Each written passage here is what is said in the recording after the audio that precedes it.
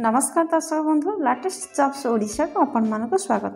दर्शक बंधु आज नियुक्ति सूचना रही हाईकोर्ट रे नियुक्ति। दर्शक बंधु जदि आपण माने ओडिशा हाईकोर्ट रिक्रुटमेंट 2024 को अप्लाई करबा को चाहचंती ताहले निहाती भाबरे अप्लाई करंतु। जदि आपण माने +3 टी करछंती ताहले निहाती भाबरे आपण माने अप्लाई करि परिबे। एथि पई आपणकर दरमा 1,12,400 टंका पर्यंत वृद्धि होई पारिबो। कहीं ना आपणकर नियुक्ति ट्रांसलेटर पदवी पाई प्रकाश पाई। तो बंधु जदि आपण माने ट्रांसलेटर पदवी पाई आवेदन करने को चाहते हाईकोर्ट रे ताहले जानि नियंतु आपणकर शिक्षागत योग्यता कौन हवा दरकार, बयस सीमा कौन हवा दरकार, सिलेक्शन प्रोसेस किपर रहइबो, केते वैकेंसीज रिलीज होची, जॉब लोकेशन टी केमथि रहइबो, इंपोर्टेंट डेट कौन रही अदर एलिजिबिलिटी क्राइटेरिया आपण माने चलंतु नोटिफिकेशन तो देखे नबा।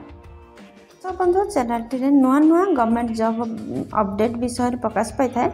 आपण माने जदि नुआ नुआ गवर्नमेंट जॉब रो तलाश रछंती किंबा कोनोसी बंधु परिजनकर जॉब खोजछंती ताहले निहाती भाबे चैनल टी सब्सक्राइब कर रखंतु, जहा फल रे आपण माने प्रथम नोटिफिकेशन पाई परिबे अपडेट जॉब रो नोटिफिकेशन।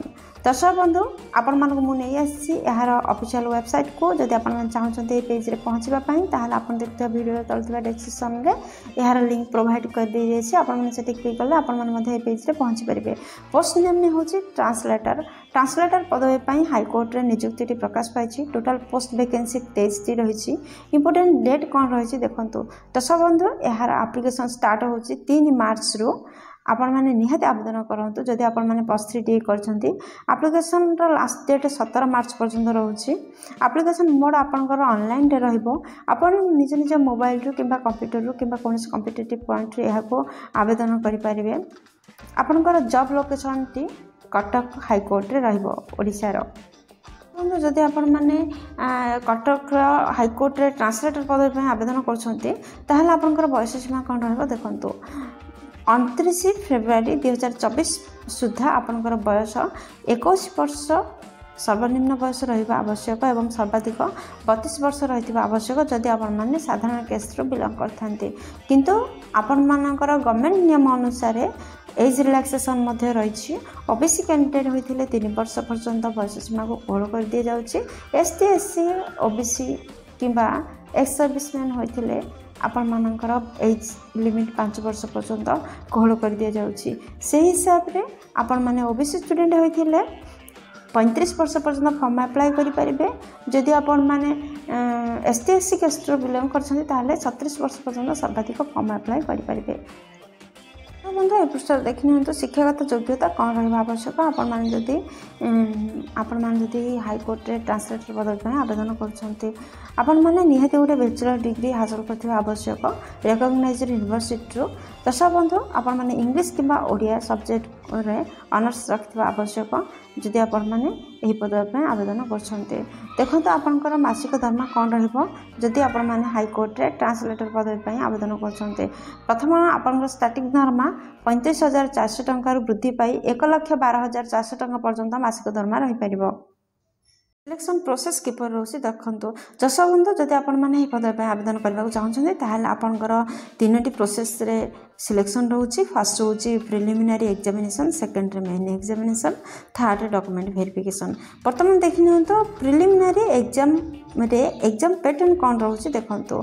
आपनकर टोटल 150 मार्क रो प्रिलिमिनरी एग्जाम दबा को पड़िबो।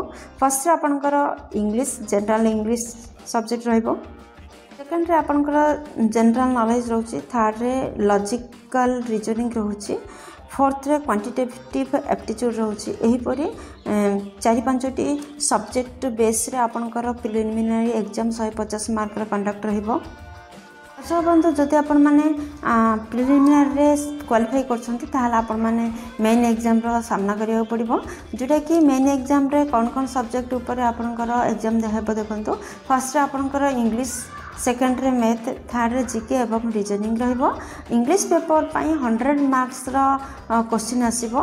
एवं टाइम ड्यूरेशन 2 घंटा रहिबो आपण मानकर मैथ पेपर पाई 100 मार्क्स रा क्वेश्चन आसीबो से मध्ये टाइम ड्यूरेशन 2 घंटा रहिबो थर्ड रे जीके और रीजनिंग पाई क्वेश्चन आसीबो 100 मार्क्स रा किंतु 1 घंटा यार समय व्यवधान रहिबो समय अवधि 1 घंटा एथि पई रहउची दर्शक बंधु एही परि भाबरे आपनकर मेन रिटन एग्जाम हबार बंदोबस्त रहिछि कंप्यूटर स्किल टेस्ट रोचे थर्ड रे आपण मानको थ्योरी पेपर फास्ट रे दबाक पड़िबो 50 मार्क रा 30 मिनिट समय ड्यूरेशन भितर आपण मानको यह क्लियर करबा पड़िबो सेकंड रे स्किल टेस्ट रोचे से भी 50 मार्क्स कैरी करछि ताको मध्य 30 मिनिट भितर आपण मानको क्लियर करबा पड़िबो दर्शक बंधु जदि अधिक किसी इनफॉरमेशन जानिबा चाहते ताहले नोटिफिकेशन को देखंतु अप्लाई करिया पूर्व आपनकर सुविधा पाई आपण देखुवा वीडियो तले दिबा डिस्क्रिप्शन बॉक्स रे एही जॉब रिलेटेड समस्त लिंक प्रोवाइड कर दिया जायछि आपण माने सेठा जाय चेक करि परिबे एवं